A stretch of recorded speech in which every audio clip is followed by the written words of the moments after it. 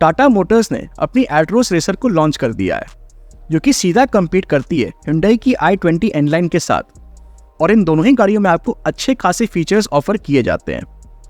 तो आइए देख लेते हैं कि आखिर इन दोनों में से कौन सी गाड़ी है आपके लिए ज़्यादा वैल्यू फॉर मनी। तो चलिए शुरू करते हैं इस वीडियो को। सबसे पहले अगर बात की जाए इंजन की, तो टाटा एल्ट्रोस रेसर में आपको मिलता है 1.2 litre 3 cylinder turbo petrol engine, जो जनरेट करता है 120 bhp की मैक्सिमम पावर एंड 170 Nm का टॉर्क। वहीं अगर बात की जाए Hyundai i20 N-Line की, तो इसमें आपको मिलता है 1 litre 3 cylinder turbo petrol engine, जो जनरेट करता है 118 bhp की मैक्सिमम पावर एंड 172 Nm का टॉर्क। तो अगर इंजन वाइज देखा जाए तो टाटा एल्ट्रोस रेसर में आपको ज़्यादा बड़ा इंजन देखने को मिल जाता है, बट पावर और टॉर्क दोनों ही गाड़ियों में आपको लगभग सेम मिल जाते हैं। ट्रांसमिशन की जहाँ तक बात है तो टाटा एल्ट्रोस रेसर में आपको सिर्फ और सिर्फ 6 स्पीड मैनुअल गियरबॉक्स का ऑप्शन ऑफर किया जाता है। वहीं Hyundai i20 N-Line में आपको 6 speed manual and 7 speed DCT gearbox का ऑप्शन ऑफर किया जाता है। माइलेज की अगर बात की जाए तो ऐसा एक्सपेक्ट किया जा रहा है कि टाटा एल्ट्रोस रेसर आपको 19 to 20 किलोमीटर पर लीटर, और वहीं Hyundai i20 N-Line आपको 20 to 21 किलोमीटर पर लीटर की फ्यूल एफिशिएंसी दे सकती है। हालांकि i20 N-Line के कुछ यूजर्स ने इसकी माइलेज 13 to 14 किलोमीटर पर लीटर भी रिपोर्ट की है। ड्राइव ट्रेन की जहाँ तक बात है तो टाटा एल्ट्रोस रेसर और i20 N-Line इन दोनों ही गाड़ियों में आपको फ्रंट व्हील ड्राइव ट्रेन का ही ऑप्शन ऑफर किया जाता है। चलिए अब आगे बढ़ते हैं और देख लेते हैं इन दोनों ही गाड़ियों के डायमेंशंस को।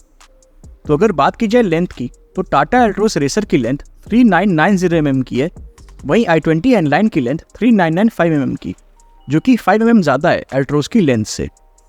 विड्थ की जहाँ तक बात है तो एल्ट्रोस की विड्थ 1755 mm की है, वहीं i20 की विड्थ 1775 mm की, जो कि अप्रॉक्स 20 mm ज़्यादा है एल्ट्रोस की विड्थ से।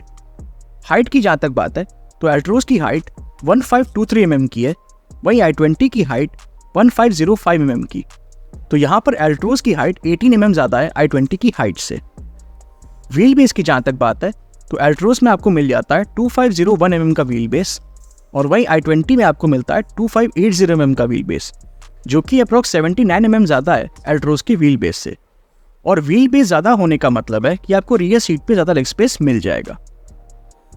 ग्राउंड क्लियरेंस की जहाँ तक बात है तो एल्ट्रोस में आपको मिलता है 165 mm का ग्राउंड क्लियरेंस, वहीं i20 में आपको मिलता है 170 mm का ग्राउंड क्लियरेंस, जो कि अप्रॉक्स 5 mm ज़्यादा है एल्ट्रोस की ग्राउंड क्लियरेंस से।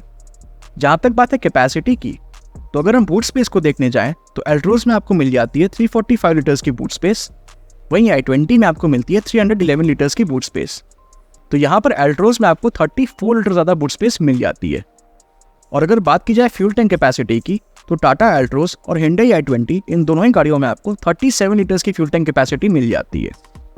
ब्रेक्स की जहाँ तक बात है तो टाटा एल्ट्रोस रेसर में आपको फ्रंट में डिस्क और रियर में ड्रम ब्रेक्स ऑफर किए जाते हैं, वहीं Hyundai i20 N-Line में आपको फ्रंट और रियर दोनों में ही डिस्क ब्रेक्स ऑफर किए जाते हैं। टायर्स की जहाँ तक बात है तो टाटा एल्ट्रोस रेसर में आपको 165/80R 16 इंचेस के अलॉय व्हील्स ऑफर किए जाते हैं, वहीं Hyundai i20 N-Line में आपको 195/55R 16 इंचेस के अलॉय व्हील्स ऑफर किए जाते हैं। चलिए अब आगे बढ़ते हैं और देख लेते हैं इन दोनों ही गाड़ियों में मिलने वाले कुछ एक्सटीरियर फीचर्स को। तो अगर बात की जाए टाटा एल्ट्रोस रेसर की, तो इसमें आपको automatic halogen projector headlamps with follow me home and active cornering function, halogen tail lamps, LED DRLs, halogen fog lamps, side turn indicators, glossy black ORBMs, body coloured exterior door handles, shark fin antenna, rear spoiler with high mount stop lamp, rear defogger and rear wiper and washer जैसे exterior features मिल जाते हैं। वहीं अगर बात की जाए Hyundai i20 N-Line की, तो इसमें आपको automatic LED projector headlamps with follow me home and passive cornering function, LED tell lamps, LED DRLs, halogen projector fog lamps, glossy black ORBMs with turn indicators, body colored exterior door handles, shark fin antenna, rear spoiler with high mount stop lamp, rear defogger and rear wiper and washer जैसे exterior features मिल जाते हैं। तो ये तो हमने बात कर ली इन दोनों ही गाड़ियों में मिलने वाले कुछ एक्सटीरियर फीचर्स की। अब जरा देख लेते हैं कि आखिर ये दोनों ही गाड़ियाँ हमें कौन कौन से फीचर्स ऑफर करती हैं।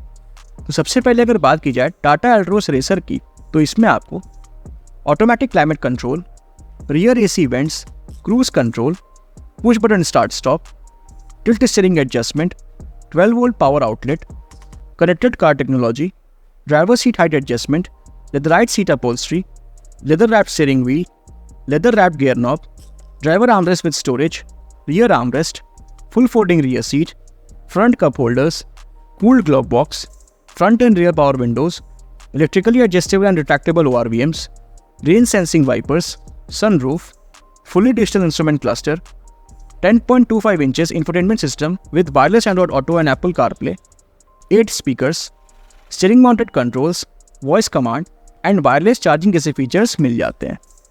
वहीं ऑन द अदर हैंड अगर हम बात करें Hyundai i20 N-Line की, तो इसमें आपको automatic climate control, rear AC vents, cruise control, push button start stop, tilt and telescopic steering wheel adjustment, 12 volt power outlet, connected car technology, driver seat height adjustment, leather wrapped steering wheel, leather wrapped gear knob, driver armrest with storage, rear armrest, full folding rear seat, front cup holders, cooled glove box, front and rear power windows, electrically adjustable and retractable ORVMs, sunroof, fully digital instrument cluster, 10.25 inches infotainment system with wired Android Auto and wired Apple CarPlay, 7 speakers, steering mounted controls, voice command and wireless charging जैसे features मिल जाते हैं।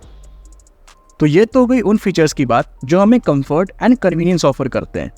अब बात आती है सबसे important features की, जो कि है सेफ्टी फीचर्स। तो अगर बात की जाए टाटा अल्ट्रोज रेसर में मिलने वाले कुछ सेफ्टी फीचर्स की, तो इसमें आपको rear parking sensors, 360 degree camera, 6 air bags, tyre pressure monitoring system, child seat anchor points, seat belt warning, ABS, EBD, brake assist, ESP, traction control and speed sensing door lock जैसे safety features मिल जाते हैं। वहीं अगर बात की जाए Hyundai i20 N-Line में मिलने वाले कुछ सेफ्टी फीचर्स की, तो इसमें आपको rear parking sensors, reverse parking camera, 6 air bags, tyre pressure monitoring system, child seat anchor points, seat belt warning, ABS, EBD, ESP, hill hold control, traction control and speed sensing door lock जैसे safety features मिल जाते हैं। बात की जाए अगर इन दोनों ही गाड़ियों पर मिलने वाली मैन्युफैक्चर वारंटी की, तो टाटा अल्ट्रोज रेसर पे आपको 3 इयर्स एंड 1 लाख किलोमीटर्स तक की मैन्युफैक्चर वारंटी मिल जाती है। वहीं Hyundai i20 N-Line पे भी आपको 3 इयर्स एंड 1 लाख किलोमीटर्स तक की मैन्युफैक्चर वारंटी ऑफर की जाती है। जहाँ तक बात है प्राइसिंग की, तो टाटा अल्ट्रोज रेसर आपको 9.49 लाख रुपीज़ से 10.99 लाख रुपीज़ के शोरूम प्राइस के बीच मिल जाएगी। वहीं Hyundai i20 N-Line आपको 9.99 लाख रुपीज़ से 12.50 लाख रुपीज़ के शोरूम प्राइस के बीच मिल जाएगी। तो ये था हमारा एक short comparison video between newly launched Tata Altroz racer and Hyundai i20 N-Line। वैसे आपको इन दोनों ही में से कौन सी गाड़ी ज़्यादा वैल्यू फॉर मनी लगती है, हमें कमेंट सेक्शन में ज़रूर बताइएगा। Thank you for watching. If you like the video, please like, share and subscribe to our channel. Thank you.